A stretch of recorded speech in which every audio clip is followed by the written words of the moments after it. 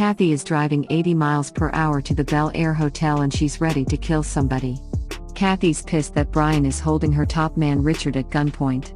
Kathy is starting to feel the pressure from Joe and knows her time is slowly coming to an end.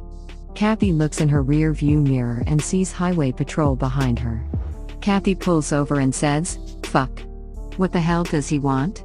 The officer approaches the car with his gun pointed and hands Kathy a phone. Kathy says, "Hello, who the fuck is this?" Joe says, "Is that the way you talk to people that can kill you anytime they want it? I just wanted to check in with you to see if you had my money or not." Kathy says, "I'm close, Joe. You gave me 24 hours, right? Quit sweating me. I run this fucking city, Joe. You may run the court system, but I run the streets. Don't try to intimidate me like I'm some punk-ass bitch. My name is Kathy." Joe says, "Wow, I forgot who I was talking to for a moment. Let me refresh my memory for a moment, shall I? You were a broke, struggling pimp on the street before I met you. I took a liking in you because you were a stone-cold killer, but you got too cocky, Kathy. My business partners wanted me to put a bullet in your head a long time ago.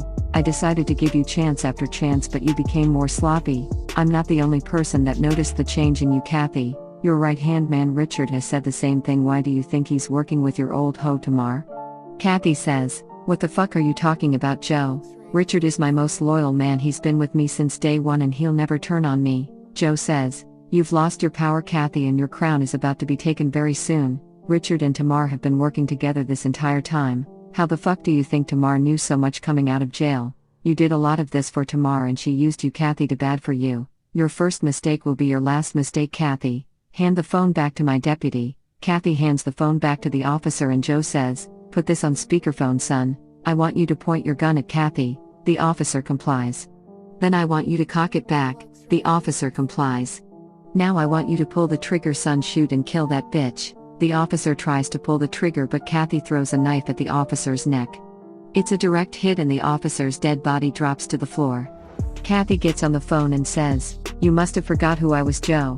If you want me dead that bad, come and get me. I promise you it won't be easy and half of your men are coming down with me." Joe says, "You fucking bitch, Kathy. When I get my hands on you." Click. Kathy hangs up the phone and continues to the Bel Air hotel to save Richard.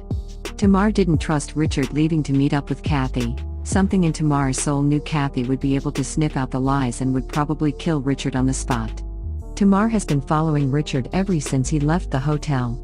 She has witnessed the hijacking from Brian but decided to wait and follow. Tamar knew Brian would lead her to Melissa and she figured she'll kill two birds with one stone before killing Kathy. Tamar has been waiting this entire time outside of the Bel Air hotel, but it's been over 45 minutes. There's no sign of Brian or Richard and she begins to make a move. Tamar tells Tamara, "Wait in the car, don't move or open the door for anybody. If somebody tries to kidnap you, I want you to scream as loud as you can. Tamara, I'll be right back." Tamar jumps out of the car and heads in the hotel. Kathy pulls in the parking lot and sees Tamar going through the front door.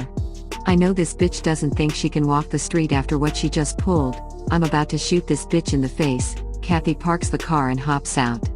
Tamara sees Kathy and opens the door and screams, "Grandma Kathy." To be continued.